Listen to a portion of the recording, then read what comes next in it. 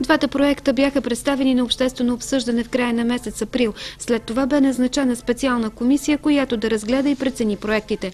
Първоначално бе обявено, че комисията ще се произнесе след седмица, но срокът бе удължен, тъй като от комисията поискаха допълнителни информации от авторите на проектите.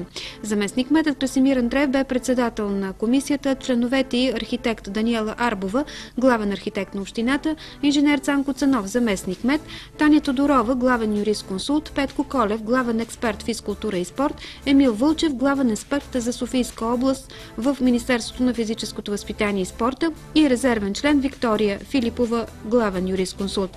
Комисията по-късно бе допълнена с външни специалисти, съгласно заповед на кмета от 17 май, и това са професор архитект Стефан Попов, професор в Международната академия по архитектура, и инженер Валентин Лазаров, също от Международната академия по архитектура.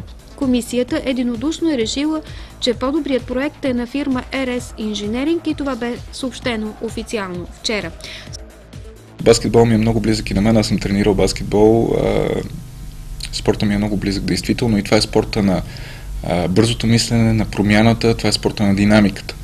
Именно заради това ние потърсихме решение, при което нощем да може нашата сграда да се осветява по различен начин и да променя своя образ. Тя може да става сцена за това, което се случва вътре.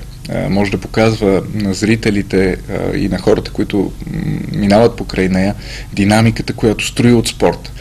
Именно поради това смятам, че тя ще се превърне действително в символ, защото не залага на един образ, тя залага на много образи, които могат да се променят. Съвременните технологии на осветление ще позволят да прожектираме върху нея различни светлини и различни ефекти, които да улавят настроението на хората и да създават нови емоции. Строителството на спортната зала в Ботевград изисква инвестиции от 8 до 10 милиона лева. Освен собствени средства, общината ще кандидатства и с проекти за пари от европейските фондове.